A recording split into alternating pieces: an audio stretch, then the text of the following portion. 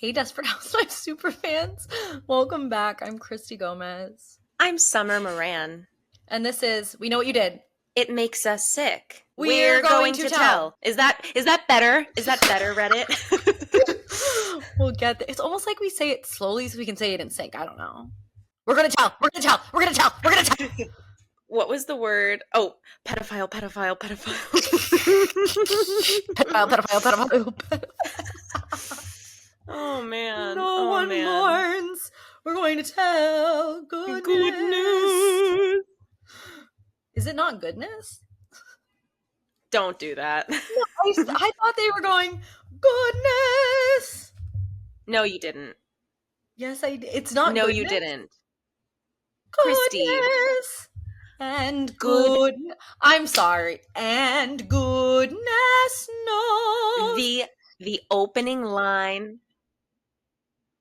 The opening line of the song is good news. She's dead. The Witch of the West is dead. They are saying good news. Good news. But then they're saying, and goodness knows. So that's not on me. I'm sorry. That's not on me. That's not on you? That's good news. I don't have time for this. It is 9:35 p.m. in New York City. I have been sleeping on and off all day since my big lunch today. What a tough day for you. I know. Some of us had to work today. It's 9:30. I'm so tired. I was sleeping all day. That's crazy. Oh my God, I had such a hard day. I've been sleeping on and off. I'm exhausted. That's crazy. I had a massive lunch. Some of us worked our 9 to 5. I've been locked in all day on that grind, doing the rat race, you know? Working 9 to 5, what a way to make a living, barely getting by. What was your moment of desperation this week? Do I give the real one, or do I feign something? I think the listeners deserve the real one. To give you the abbreviated version, listeners, if you recall a few months ago, I found out I was the other woman. And imagine my surprise when last evening, a little past 10 p.m., I received a text from the man that did that, and he just apologized, and it seemed very sincere. And we talked a little bit, and he asked for me to meet up with him for a drink. And I thought, well, if I consider this, if I give myself more than 2 minutes to think about this, I will probably say no. So I'm going to just say yes immediately. We went down to a bar not too far from my apartment. I honestly was so relieved to realize that I just felt nothing when I looked at him. I didn't feel anxious or upset, or there was any kind of pressure. I wasn't trying to impress or anything. And basically, as soon as we sat down, he was like, "I'm sorry," and just launched into this extremely heartfelt apology. And I was like, okay, I feel the best that I have about this situation in months.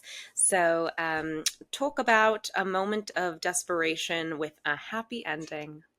There are bridges you've crossed you didn't know you've crossed until you've crossed. My road of good intentions led where such roads always lead. No good deed goes unpunished. And that's all I'm going to say on the matter. Thank you, Dalai Lama. And now, would you please regale us with the story of your moment of desperation this week? Guys, I could tell you another story about me being out doing shot skis, but I'm not going to do that. I'm not going to do that today.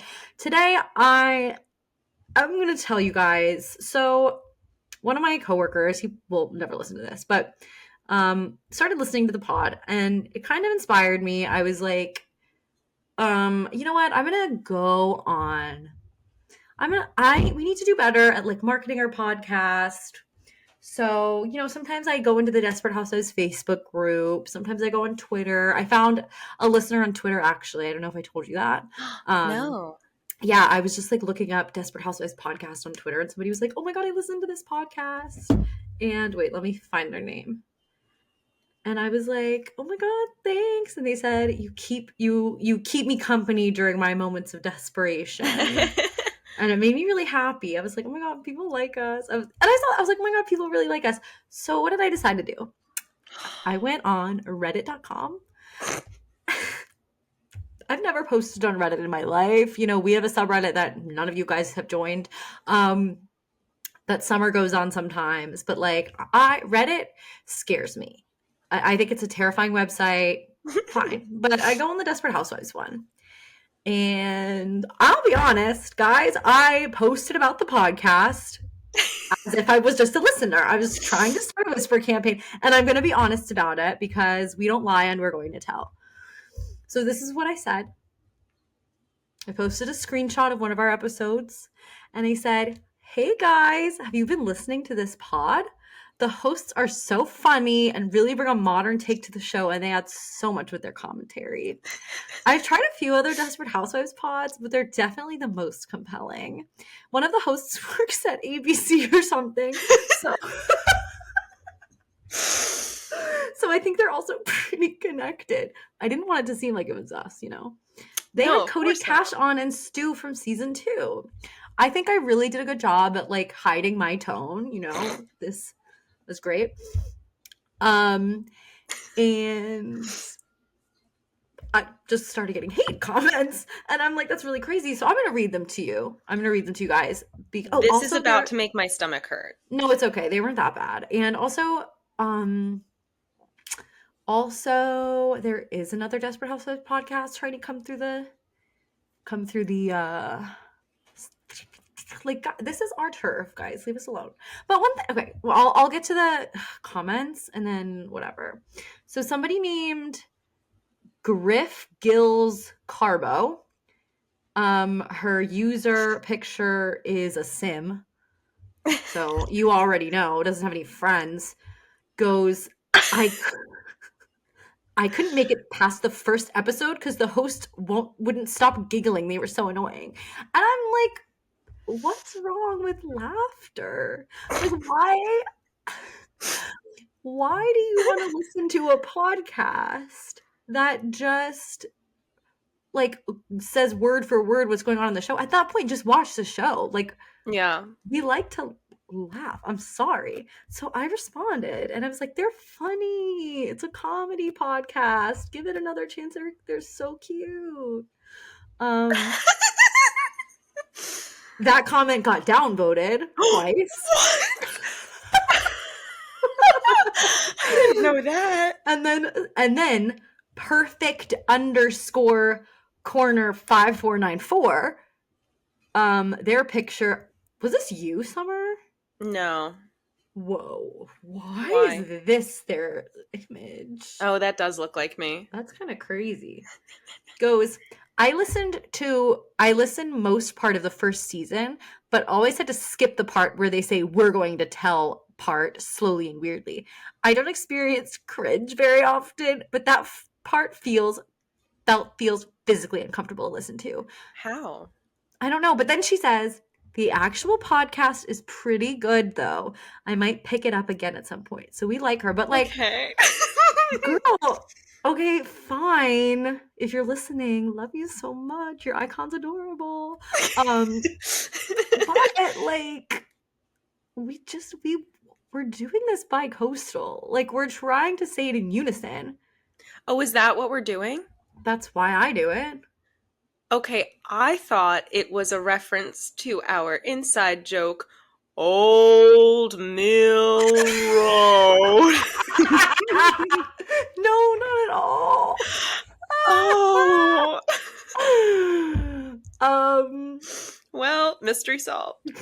But if you must know, you guys, there was one time we were in New Jersey, and I was like, oh, look, it's Old Mill Road, and I had no reason to say it like that. So I guess Perfect Corner 5494 would have hated that too. Yeah, but love you, girl. Love you, girl. Then she said, then Griff Gills Carbo once again goes, LMAO, the way they're giggling about them going, we're going to tell, is what made me give up on them. Because you're right. It was just too cringe. When have we giggled the way we say the podcast? Right. Also, she said she only listened to the first episode. Yeah. So And we she's say only heard sir us with say it episode one 2. time. Yeah, like, what a freaking loser. And, like, guys, I'm sorry, but I have a superiority complex. You literally can't send We me know. hate. You can't send me hate because I'm just gonna bite back. Then Sunny1639 says, There's more? yes, this is the last one. Does the giggling stop at some point? I'm on episode 6. Well, you know what, Sunny? You know what? The giggling does not stop to Doesn't answer your stop. question. And I personally think we have infectious laughter.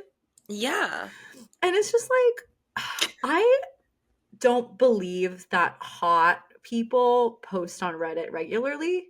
Right. So I'm not going to listen to ugly people that were not funny. Unless our dedicated, like, loyal listeners post on Reddit, you are the exception to that rule. Well, yes, when we say post on our subreddit and you have a Reddit account, Stunning, Beautiful, Yeah, Gorgeous. like, I that's read, fine. I go through Reddit sometimes when I need to know something, but like, I just think it's a really like incel heavy website, and it just is like so anonymous that it freaks me out a lot. But I just really can't stand this Griff's Guild Carbo person. I'm sorry, but like, I don't know what karma means on Reddit, I but think she it's like has points. points, like Yeah. posts. Like I know, like you want to get karma. Like it's like you want to rack up as much as you want, I think. Well, she has 35,000 karma. Like, get a life. That's crazy. Well, maybe she spends all her time on it. Well, Can I that's see the pathetic. sim? That's pathetic. I just think it's bizarre. And it's like, why do you guys hate laughter? It's Okay, scary. jump I'm scare. scared. So, guys, can you please go flood the Reddit? Go send hate to Griff Gill Karma. No. No, don't do that. We're joking. We're send joking. hate. Go flood that thread saying, I With love positive. We're Going to Tell. Yeah. Love them. They're so beautiful, smart, funny, infectious giggling. When they giggle, I giggle. If you are listening to this podcast and you listened to the last episode and you did not yet send Mark Moses a DM saying that you want him to appear on the podcast, you must go to that subreddit.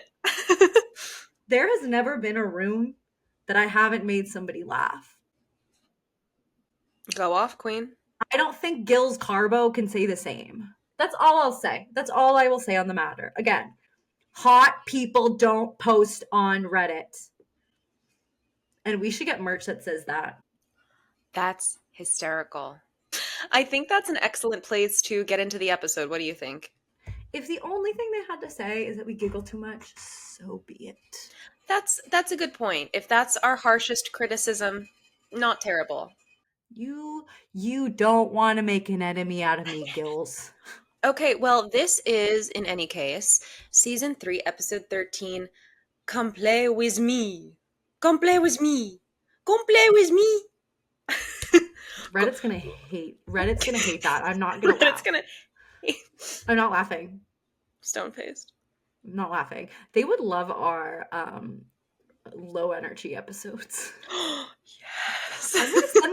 I'm gonna send them the one that I recorded from my bed. So we start this episode with Orson being a dentist, and he's giving everybody free advice.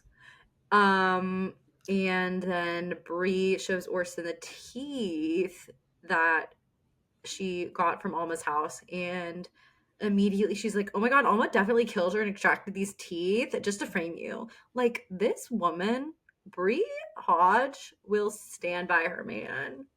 That's one thing about Bree, isn't it? One thing about she loves men's rights.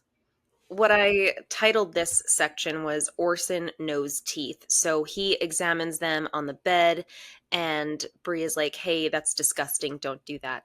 And Orson kind of is like, all right, well, we're going to figure this out. But for now, like, let's just get this thing back to Alma's and like hide it. And then he calls Mother Hodge and he calls her out on her behavior. And he's like, I know what you're up to and it's not going to work. Then there's like a little, and also Bree wants to take this to the police and Orson doesn't want to, which once again Right. should be a huge red flag. Right.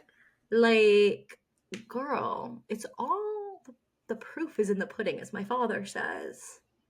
As he says. And I think we used this phrase in the last episode, but the writing is on the wall. Yes. Oh my god, do you know what I just had in my head? Animals should be seen and not heard. Yes. The writing literally on the wall. Literally. Literally. Then a little hospital montage of a bunch of people being at the hospital. Very fitting for these times. Why? The assassin. Wait, what? The assassin. I don't know. What about him? Connected to the healthcare industry. That is my entire For You page right now. I am so fascinated by it, but we'll get into it when we talk about Paul Young. So Jane has a fever and the doctors are like, should we tell Ian? And they're like, no, we'll wait. We don't want to worry him. I feel like you're not supposed to give meds or like do anything without like permission Right. with a coma patient. So I was a little bit confused there. I think that's a bit of malpractice. I wonder if there's any legal reason for that because like she's been in the coma for so long, maybe, Ian had to sign off on something just to be like, Maybe. oh, in the event that this or this happens, like they are authorized to ... Yeah, I mean, this is also the hospital that covered up Mama Mother Solis. Solis. So, I don't think that their ethics are really that great. We have seen a lot of mother figures in this show, haven't we? We've seen Susan's mom. We've seen Rex's mom. We've seen Bree's stepmother. We have seen, obviously, Carlos's mom. The girls themselves are mother figures as well. Yeah, but I mean, like, of the principal cast, we've seen their mothers. Not necessarily their fathers, although I know we've seen Bree's father. And then Mother Hodge, Orson's mother. So, and we've seen Gabby's mom. Yeah. Do we see Mike's? No, I never. Mike is kind of like a floater. I don't think he really has parents. Like he just kind of spawned one day. Yeah. So then Susan and Ian are meeting with Mike in prison, and their lawyer is basically like, well, you're going to plead guilty and you only get 10 years, which is so stupid. Like, get a better lawyer. He didn't do it. Exactly. Free Mike. The way that people would go to bat for Luigi Mangione, like to keep him from going to prison, is like us with Mike. Okay, I actually had a wake-up call about this yesterday. I texted you, but the reaction to Luigi Mangione is very similar to how we talk about Paul Young. Like, we're like, free him, he's innocent, like, he's a martyr, he did nothing wrong. Like, we say Martha Huber was a nuisance, she deserved to die. People are like, well, he was a CEO of healthcare, he deserved to die. Like, so many parallels. Yeah. But I think the difference is like Paul's fictional, so we can say whatever we want. Yeah, so like Ian and Susan get into this fight because she's like, well, we need a better lawyer. He's not going to prison for 10 years. And Ian's like, well, he could be going to prison for life. And he goes, I have to go to Montreal. Sorry, what? I don't know what it is, but I know you don't hear it. His voice sounds so much like AI to me, just like an AI generated British man. Yeah, I don't listen to AI, so I can't relate there. But also he says, he's like, your feelings for Mike are clouding your judgment. And it's like, no, she knows this man very well. Even if he doesn't remember, like, she knows him. She knows he wouldn't do that.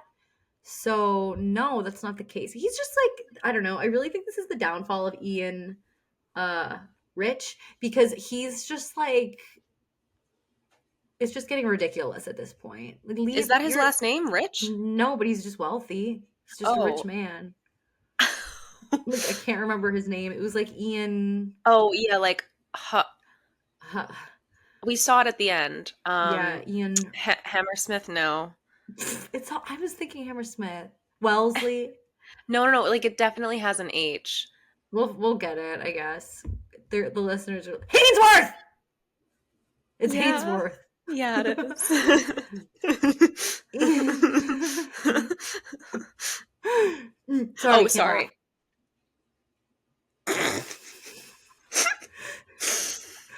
Okay, so in the next scene, Lynette is getting ready for her first day back at work. So this answers the question that we were kind of like teetering back and forth Mhm. on last episode, where we were like, is Lynette working? Oh, so she has gone back. But no, this is tentatively her first day back. And I just thought, like, I was so Parker in this scene because he goes, I miss you all day long. And that's me with my mom. I also thought of you with this scene. Thanks. He's like, "Do you have to go? Can you just stay here?" I was like, "That's literally Summer as an adult with her mom." Yeah. And then Sherry Grace Moretz, wins the pageant, and who responds is Zach Young, and um, and he's like, "Wow, that was a great pageant, Gabrielle. Don't worry, I paid them in cash." And she's like, "Why would you? You just so you just rigged it? Like you didn't have to do that." Yeah, and he is he's a little delulu too because she has like no desire to even stand in the same room as him, much less like get with him. And he just seems to be like completely blissfully unaware. Um, I wrote I relate to Zach now, and I don't know. I think that was why. That's crazy. Yeah. Yeah, she's like yelling at him saying this is never gonna happen, and he loves it. He's like, Yeah, okay. yeah. He's like, But "Oh, I'm into period, like that's that." how men should be. In like not a creepy way, like be persistent. Right, right. Mhm. Um, and then Alma gets home and Orson is there and he's like, you have nothing left to blackmail me with. Or no, sorry. Wait, yeah, he's like, you have nothing Yeah. left to I did misgender him in my notes. Of I course. wrote I have to type really fast, guys. I said he says she has nothing left to blackmail her with. So I got confused. And he's like, ha ha ha ha, you can't do this anymore. And then she's still on the whole kid thing. She's like, if we had a baby, we'd still be together. And he's like, yeah, I know. That's why I'm glad we don't have a baby. Like, I don't like you, babe. I don't get really her argument for that because history has shown that a baby does not necessarily bring people together, but like this is her hill to die on. I was a little confused as to how he let himself into her house. Do we know? Did she just leave the door unlocked? Did he break and enter and she like doesn't care? I'm gonna guess Bree still has a key. Oh, Because Bree okay. has all the keys. But also, like, the thing with Alma is she doesn't care if Orson doesn't like her. She just still wants Right. to be with him. That's why I think you're a low-key Alma. No, she's Nessa. Like, she is so, like, she's Nessa Rose to the extremity in this episode. Extremity. Yes. Fight It's like an me. arm or a leg, but okay. Well, if they can say scandalocious and wicked and um the other words that they make up, I think I can too. Okay, so next up, we go to Tom. He's defeatist Tom walks in saying that the new manager for the pizzeria quit, and now he's like, oh, I have to drop out of the street fair. He is so darn selfish because he wants Lynette to step in and help him out at the street fair. This is her first day back from work. She fights right back. She's like, hey, I've actually been out of work for 8 weeks and I can't take any more time off. Okay, so I think she said something about like not getting paid for the last two or something. No. So, She said like I took 5 weeks off, even though I was okay for the last two. So I think she meant she oh, was okay. healed. She was just still taking her time, Okay, that's her fine then, sick because I time. was Yeah. gonna say like, where is the income? But it just really, really bothered me that he was like, "Oh, you're the only one I have." Sir, you live on a block with like 30 other people. Surely you can ask your unemployed friend Carlos, I was about to who say Carlos. Carlos who just sits on the porch and is a voyeur now. Like, I think that he happily would help out his best friend. I just like, okay, I actually physically recoiled in this scene, just like our listener who hates our intro, because what I didn't like was she's fighting back and he's like, please, when in the last episode, he had such a problem with him helping. What? He had such a problem with her helping him. And now all of a sudden he goes, well, I need your help, I need your help, I need your help. he is just so wishy-washy. And then I even got more upset when she gives in Yeah. and like it makes this whole the next scene is really making up this whole elaborate lie to Ed. Yeah. As a career girl myself, I was just like, I got so mad. I was like, you, Lynette, like, I just felt like this was kind of out of character for her. Yeah, we were talking about Warden Scavo last episode. Yes. It's like stand your ground, Warden. Yes. Like, stand your ground. Ooh. Stand your ground, Warden is crazy. Sorry, I'll laugh off mic like I have to eat or something. But yeah, I feel like this was very out of character for her. I feel like she would be more likely to go outside and be like, "Hey Ed, I can't come in today. Tom needs my help," and that's that. Because she's an Right. SVP, she can do whatever she wants.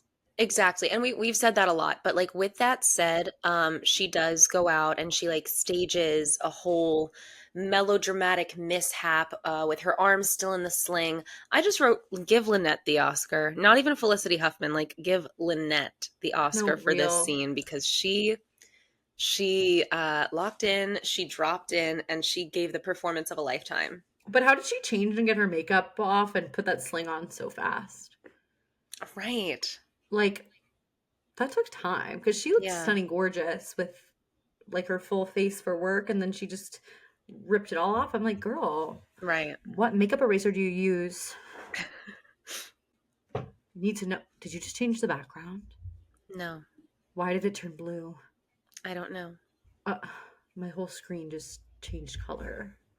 That's scary. Yeah. Oh, wait, yeah, I did. And then you forgot about it a millisecond later. Well, changing the background was not my intention. I'm sorry, but do these people hear a couple of friends laughing in a Starbucks and go, oh God, they're so annoying? Like, I love it when I see a group of girls giggle, giggle, giggle out in public. I'm like, wow, you're so fun. Sorry, I don't have clinical depression. Mike confronts Paul about getting attacked in prison. And Paul is like, I'm sorry I did it. I just needed to get you on my side. And again, like, Paul just doesn't think things through. So I understand why he thought this was his only option instead of just going over to Mike and saying, hey, I need you on my side about something. Like, that's all he Right. had to do. But he definitely has some type of personality disorder. I don't know what it is, but instead of like you don't have to go through all these extra steps, He Paul. doesn't realize that he just has to do the most. Not by nature he has to do the most. Right. So he's like, "Hey, do you remember my son Zach?" And Mike is like, "Vaguely." And he goes, "Well, we have that in common. We're Zach's two gay dads." And he's like, oh, okay, what do you want me to do about that? And he says Zach isn't returning any of his calls, and I quoted because this made me sad. He said, Zach is all I have left in this world. After all that's happened, I never stopped loving him. He's just such a loving father. I think it's also quite sad when you think about how he probably gets like one phone call a day and he's using it on Zach, who like never picks up. Isn't that actually really sad? That's so sad. And he's probably like leaving him little voicemails. Like if you can do that from, I don't know if you can, but if you can't do that from prison, that sucks. But if you can, he's probably like, "Hey, it's me, your father. Like I'd really love to hear from you if you want to come." Yeah. Oh my God. It's Mm, probably like, hey Zach, it's your dad, Paul. Please please call me back. I miss you. I love Goodbye. you. Love you. Love dad. Wait, did I tell the listeners about the time a few weeks ago when I picked up the phone and it was a prisoner? What? Did I not? I told you this. No, you told us about the 10-year-olds. No, I didn't. I swear I told you about this. Okay, this was like the day I was leaving for Paris. Like, one thing about me, I swear I told this story because I say I always answer an unknown number. Did I not tell this story? Did I not tell you this? Okay, you may have, and I listen. I didn't remember changing the background color a millisecond after. So, Um, okay, so one day I'm just sitting at work and I get this call from an unknown number in. Oh, I did say that on the pod, but because I was referencing the 10-year-olds, right? So I see, and it's a New Hampshire number. So I pick it up and it's like, this is the no state penitentiary. This call will be recorded. And then it started ringing. And I was like, oh my God, this is a prisoner. And his name was Josh something. Josh, if you're listening. So he picked up, he's like, hello. And I go, hi, I think you have the wrong number. And he was like, oh no, is this? And he like said my number, but like in reverse. I was like, no. And he goes, oh, I'm so sorry, wrong. I'm so sorry. And I was like, it's okay. And I should have been like, what'd you do? But I wanted to answer because again, like it was his only phone call. So I you might was have been like, the only person he got to speak to. so I didn't want him to waste his call on me if I wouldn't answer. So like I hope they let him. I hope Warden Scavo let him make another call because he dialed the wrong number. I feel like for that you would be able to. Yes, and that's why I always answer the phone because it could be a job, it could be a crazy little 10-year-old, or it could be somebody in prison. Like you guys don't know what you're missing, what the experiences you're missing out on if you don't answer the phone. Well, I get a lot this robocall, and it's every time it's, "Hello, this is James Vincent calling from Palm. Please call us or one of our associates back at," and then it lists the number. I cannot tell you the number of times I have received this spam call from different numbers, and I block it every single time to the point where I'm like, "Hey, so when do we actually run out of phone numbers?" No, I do that too. Like if I answered and it's a spam call, I'll just hang up immediately and then block the number. Yeah, but it'll just keep calling the same thing from different spam numbers. Yeah. So I'm kind of like, how long until you literally just run out of numbers and like I have blocked all the possible spam numbers? Because consider all the, say there are 300 million people in America. Listen, I know like some of those are children, but like of the people with phones, The children how, have phones now, so they do. And like, when are we going to run out of numbers? I statistically like want to know when that is. yeah, I think there is a feature on the phone now where it will like block spam calls. Yes, but it doesn't automatically block the number. Like it'll silence it so you don't pick up, but you still have to go in and Oh, manually block it yourself. yeah. Okay. Oh, that makes sense. But yeah, And it's always James Vincent calling from Palm. It's so annoying. James Vincent, get a grip. You know what's crazy? So my landline in New York, that's one I would never answer because it would always be spam. Yeah. But anytime I would like feel, I'd be like, I have an intuition to answer this phone. It would always either be like my mom because I wasn't answering my phone, or like the doorman about something. And like 9 times out of 10, I'm not answering it. But that one time Yeah. it was one of my dad's friends asking for him because he was like, hey, this is like, is your Luis there? And I was like, no. And he was like, Aw. oh, I haven't spoken to him in a while. This is the last number I have. And I was like, oh, no, here's his phone number. Wait, But that's sweet. I know. Anyway, so back to Desperate Housewives. you know what? Nobody complained that we go off the beaten track. So It's off the beaten path. Oh my god. It's getting ridiculous. So then Mother Hodge goes to talk to Bree, and she just kind of goes on this whole thing about adultery and oh wait, I'm sorry, I skipped that. That was No. in between. No, that was in between. Oh, yeah, you're right. This was like intercut, just kind of weird. Um, but yeah, she goes on this weird thing about adultery and is like, in the eyes of the church, you're the other woman. And Bree's like, get out of my house. Get out of my house. Get out of my house. So then Lynette, so then straight from that Zach, Paul, all I have left in the world thing, Lynette tells Susan about Zach Young pursuing Gabby. And okay, she says that like now he has all this money and he got it when he turned 18, and he turned 18 last month. Something's fishy in the MCU, because if he turned 18 last month and he's 2 months older than John Rowland, that means John Rowland does not turn 18 for another month. And I'm pretty sure in the last season he said something about being 18. And in present day, on season 3 of Desperate Housewives, he has a very successful lawn mowing business and is engaged. Right. So I'm a little bit confused. Like, it was literally episodes ago that we saw him in his adult form. So why on earth would Zach say he's 2 months older than John Rowland? Right. You know what? I get if they were doing that for the sake of the joke, but the joke should be consistent with the rest of everything you've already set up. Yeah, I think maybe that was improv. Right. But that just screws up a lot of timelines. Or, you know what? Zach could simply be lying. I like that. And I think that's very fair. But, like, the fact that it was one episode later that he just turned 18, I'm like, the math does not math. Right, right.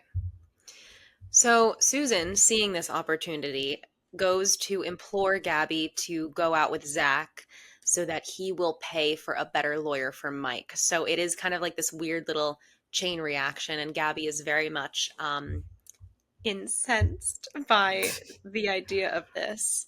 But Susan, say what you want about Susan, guys. She doesn't give up. She doesn't. And Gabby's like, this Mike obsession, you're ruining all your relationships with it. Like, this is really crazy, but I'll do it anyway. And it's like, I don't think it's a Mike obsession. I think she knows he's innocent and he's trying to get him out of jail. I don't see the problem. Yeah, and listen, of course she's in love with him. Right. So that's just the way it is. This is really like boom, boom, boom, boom. Because we have Lynette Yeah. telling Susan talking to Gabby, and then Gabby going to see Zach and inquire. And he's poorly playing with a band that he obviously pays for. And he has a whole recording studio in his house and everything. And she's like, you take me to dinner. I pick the place. No kiss goodbye. And he starts negotiating. He's like, actually, I want a whole day with you. We have dessert and I get to kiss you at the end. He is doing some Lynette Scavo level negotiation here. He is. You know what he's being? What? A sly dog. Oh, you sly dog. How are you changing all of the infrastructure of this recording platform? The infrastructure? You're gonna sit here and call it the infrastructure? Anyway, so he's like, well, if you kiss me goodnight, I can also pay Mike's bail. He goes, what is that, $1 million? It's like pocket change. And Gabby, being a good friend, is like, okay, I'll do it for Mike to be bailed out. Also, I was pretty proud of Gabby for this because she's not technically getting anything out of it other than just like straight up helping Susan. No, this was very selfless of her. Like, she's going out Yeah. with a teenager. And I think she does say something about that. She's like, he's a teenager. And Susan's like, when has that stopped you before? Like, I like the little jabs they make. It's funny. Yeah. But yeah, like she's going out with this teen to help out her friend. And that is so much growth from Gabby right now. Then we are cutting to like the street fair, and while Lynette and Tom are working the street fair, Mrs. McCluskey is watching Kayla. I hate this little biatch. She's such a freak. And Ed comes over to try to give Lynette a gift. And this kind of like, I was kind of very annoyed at Lynette. Like, she kind of got what's coming to her because, like, I don't don't think she lie. deserved this. No, like, don't lie that much that you're still in a sling and you're still sick to go to a public place. I get that. But like, she probably was not counting on Ed showing up, obviously. But it What can I still go through the grapevine. It's like, if you're doing that, you should, because like you just want to stay home. Like, don't go out in public. Somebody will always find out. I guess that's a good point, but like, don't forget they don't have social media. You know, it's not like anybody is Instagram storying the Yeah, street fair. somebody's wife could be like, Yeah, "Oh, I saw Lynette at the street fair. She looks so much better." And then it yeah. gets around the office. Well, I also wrote that Kayla is the new Zach, right? Because like she's a little Mhm. sociopath. Yes. But it's not fun when she does it. No, it's scary seeing her step into that role. And yeah, so she tells Ed where she's at for real. And he goes to see her and he goes, "You're fired." And she's like, "No, please, I want my job. I'll give you 1,000%. I'll do anything you want." And he's like, "Okay, I'll see you Monday." All right, Ed, way to stand your ground. Oh, you really stick 'em to the man. Then we have Susan and Ian on the phone. He is telling Susan about how Jane has taken a bad turn and asks for her to go to the hospital, basically on his behalf. And he's just kind of like, well, if anything should happen, I don't want her to be alone. And it is really, really sad. Yeah, I can't fight with him there. That's fair. Even if he's being rude to Mike Delfino, at Right. least Mike's alive. It's probably why he's a problem with him. He's projecting. Honestly, like, I would have loved for Jane to wake up and then see what the dynamic would have That's been there. what I I thought. think that would Yeah. have actually been so much more interesting than like what we see than if she just wakes up and see Ian be like after Ian made this whole stink about Susan trying to choose Mike. I think it would have been Right. so cool and fun to see if he was just like, "Oh, Jane, oh, I missed you so much, Susan. You can collect your things. Right. Right. I didn't expect her to actually wake up." Well, I wonder if Mark Cherry thought that perhaps having two people in a coma wake up was unrealistic, but having like three people get hit by a car is normal. 3 is a generous number. There's way more than that. God, I want to No, have I Mark just mean Cherry. like, I mean what we've seen so far. Right. I just think, like, that's the first question I'm gonna ask him when we have him on the pod. Yeah. Like, why? Then we see Zach bringing Gabby home after what is shockingly a good date. Yeah, she's like, "Wait, I had so much fun with you. That was great." And she's like, "Bye." And he goes, "I still get my kiss." And she's like, "Okay, fine." She like goes in for a little peck. He opens his mouth wide and like tries to swallow her face pretty much as if he's a fish. Yeah, he goes to like vacuum seal her. It was really vile. I like the acting, like he literally physically, Zach Young, our own Cody Cash, like had to put his entire mouth on Eva Longoria's. Yeah. And I just want to know everything about, like, I want to know the build up to the scene. Like, this is Right. so, like, this is a crazy thing to do as actors. Yeah, no, for sure, for sure. Like, I would love to know that story. Hey, me Cody. too. Cody, if you still listen, please. But yeah, so it was just gross. And then she's like, "Oh my God, who told you you're a good kisser?" And he's like, "No." First he goes, "Yeah," every girl I've kissed said I'm really good. And she goes, what, have you paid them? He's like, and then he runs into his car, and she's like, oh my god, I'm sorry, it's okay. He has a Zack attack. He has a huge Zack attack. Then Susan goes to the hospital for Ian, and she talks to Jane's friend. I forget what the woman's name was. Do you remember? Erica. Erica. And Erica is telling Susan about Ted, who is apparently, she's like trying to shoo Ted away from visiting Jane. Apparently, Jane cheated on Ian with Ted when they were like having problems or something. Yeah, I just kind of was like eyes glazing over at this. I was like, I don't Yeah. care about Jane and Ted. Like, I think it's supposed to give context as to why Ian is being so like anal about Susan Yeah. and Mike, but it's like, you guys met because she was caring for Mike, so I feel like that's just a different situation. Right. But whatever. Then Lynette goes to Scavo's Pizzeria and now is telling Tom that she had so much fun at the fair and she wants to now quit her job and fully focus on the restaurant. And I just kind of like got mad. I was like, you're so much better than this. You're an SVP. You are. I think I'm like projecting a little bit here because I'm like, girl, No, you? I'm like, you are an SVP of own a big company, allegedly, of Stu's Place. And you're gonna throw that away to open up a business. Then Orson gets a call from Gloria, and he goes over. Oh, I hate this sequence so much. I hate everything about this. I hate everything about this. Imagine, okay, imagine this was so crazy to see. this is the craziest scene in season 3, I think. I think in the Imagine, entire show. I well, think this takes the cake. your mother sets you up to get raped by a crazy woman with a parrot. No, like I was so Orson gets home and Alma allegedly tried to slit her wrists, kill herself. And Orson's like, okay, not my problem. Like He literally said, "Not my circus, not my monkeys." yeah, he's like, I don't really care. And Alma's like, you did this to him, you did this to her. No, Sorry. Gloria.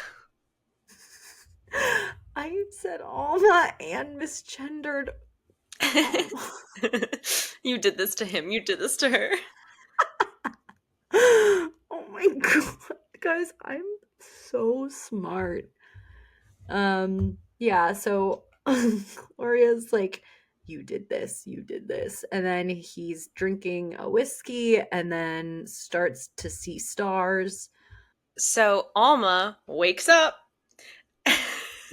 which is what I tentatively wanted to title this episode, but it's not like she's waking up the same way as Mama Solis or Mike. So Oh, she does, because I said Alma faked it and they roofied him. right. This is so insane and scary. Alma is positioning herself to rape Orson. And you know what's crazy is I noticed that she also refers to Gloria as Mother Hodge. And I'm like, why is this just her like given name? Because like Bree did not know Alma when she was like, Mother Hodge. Like, Alma just calls her Mother Hodge. Do you think she's like, you can call me Mother Hodge? Like it's her title? That's really wild. She's like in Bridgerton, how they have like Lord Bridgerton, Lady Danbury. She's Mother Hodge. She's Mother Hodge. She's Mother Superior of the Fairview County Convent. Yeah. She's Mother Superior. She needs to be locked away. But like, yeah, so then we find out he's roofied and she's in the bed, and then we cut to Jane's not making it, and Ian is on a plane phone. And I'm thinking like, okay, why why did we stop having plane phones? Right. Like, I feel like this is a technological advancement that we fell back on. Why? Right. Because he could just call her up from 30,000 feet. You can't do that anymore. I'll Now tell you you can why, text. Christy. I'll tell you Why? why. Because you have to pay for Wi-Fi. No, Wi-Fi is free on most flights. Oh. So that doesn't, uh, it's not really the argument. I mean, some you have to pay, but they're like, all airlines are transitioning into like free Wi-Fi. Then they have this moment where Jane's not going to make it and she puts the phone next to her so he can say goodbye. It was really kind of sweet. It was really, really sad. Like, I did get a little choked up at this. And then we go to another tender moment between Gabby and Zach, where he's talking about how he feels alone and like they can kind of relate to each other on that since she's going through the divorce. They're both just like kind of, I guess, wayward at the Hmm. moment. Yeah, and she says, she's like, you know what? We can be friends for real. Because he says he's paid for all of his friends and everybody he knows. And she's like, well, I'll be your friend. Like, but that friends, like nothing else. And Yeah. he's like, okay, I can handle that. The next scene goes crazy. So Brie gets home and I love like Andrew's just in front of the TV eating snacks and she goes, "Hey, didn't Orson make you dinner?" And I am obsessed with like her adult son not being able to make dinner for himself. Like he had to wait for his stepfather. Right. Andrew's in his 20s and he needed to wait for his actually maybe he's what is he John Rowland's age? I thought, yeah, he's John Okay, so maybe and he's Zach's allegedly age. 18. But like you can make Easy Mac at 18. Come on. Yeah, like you can you can make dinner. So I was like, that's really crazy. Like just Yeah. Brie coming home. Didn't Orson make you dinner? But you know what? I'm glad she's putting that man to work. Because Rex would have sat there with Andrew starving, waiting for Right. Brie to come home. Right. Exactly. And he's like, no, she's not here. He's not here. I was like, He's not here. oh my god. I don't know why I keep misgendering. I don't It's know what's okay. wrong with me. I've noticed I do it outside of the pod all the time. Really? Yes, I've caught myself doing it. But so she goes over and she goes to the house, and the first thing she sees is Alma asleep on top of a naked Orson. And so I love that they didn't even like, ooh, did she do it? Did she not? No, they're straight up like he was drugged and raped. Yeah. Like this is Yeah. a crazy thing to put on network TV. Yeah. And she's like, I can't believe you cheated on me. And she keeps hitting him and he's not waking up. And she goes, he's out cold. And then she goes, you raped my husband. And then she punches Alma. I loved that. And then she goes, Andrew, I need you to come over here right now and bring the wheelbarrow. Like maybe call the police. But like you just know what a funny sight gag that would be. Like I know, I'm sad they didn't show it. wheeling naked Orson back home. Like, but this is so his mother, and even like when they're setting up the rape, and Mother Hodge is like, "I'll leave you two alone. I want a grandchild." Like that's so crazy. Then we see Mike and Zach together. Mike doesn't remember Zach, of course, but he's kind of like, oh, thanks. That was a really nice thing you did for me. And then Mike kind of alludes to the fact that he needs a little more help. And then we see Zach going to see Paul, and Paul's being so nice to him, and he's like, "It's really good to see you. Like, I love you. You're my son." Um, and then Zach is like, "Yeah, everybody just wants money from me," and Paul's like, "Well, can you help me get out of Yeah. prison? Like, can you get me a lawyer?" Which I don't think is a crazy ask. Yeah. And then Zach freaks out, going, "Everybody asks me for money. Everybody just wants money, money, money." And it's like, this is your father who has been wrongfully imprisoned. Right. but you had no problem with Gabby asking you for money. Right. Yeah, so it's like, oh, you'll do it for a hot woman, but you won't do it for your father. Also, Yes. what this gave me from Zach was very like, what's in it for me? Very what's in it for me. Gabby should have been like, help Paul out too. Yeah. And then he starts freaking out and he's like, I need my money because I'm in love with a woman and we're gonna get married. Talking about Gabby. And it's Yeah, like, it's oh horrible. my god, you're being insane. He goes, she is expensive taste. And then I just wrote free Paul Young. And then we see potentially the saddest thing on Wisteria Lane, where Mike is going to Susan. He's like, I know, you helped me and thank you so much. And, if there's anything I can do for you. And she's just basically like, yeah, I need you to leave me alone. And Mike has to sadly watch from afar as Susan and Ian kiss. And it's sad because we're just watching Mike fall in love with Susan all over again with no prior knowledge. And she can't do anything because she can't say no to any man. She really can't. Couldn't wait a little bit for Mike. Right. Like, girl, like you just didn't have, like I said, season 3, episode 1, just hold out for Mike Delfino. It's like, actually, she really, any man who ever talks to her, she's like, okay, sure. So I fall in love just a little bit It's every actually day with a bit someone like, new. hey, Susan, maybe you should look inward because I don't think you like any of these men you're going out with. Right. Susan just likes being with someone. She really doesn't know how to function alone. Gabby's not the one who can't function alone. Right. It's Susan. Gabby just has weaponized incompetence. Yeah. Susan actually has incompetence. We have to talk about the little montage at the end because it's Gabby sends Zach nice little flowers, Lynette at the pizzeria, Alma with a pregnancy test, Carlos and Mike being best friends, and then Jane kicks the bucket. Dun dun dun. That's our episode, guys. I hope you liked it. I hope we didn't giggle too much. Sorry, Reddit.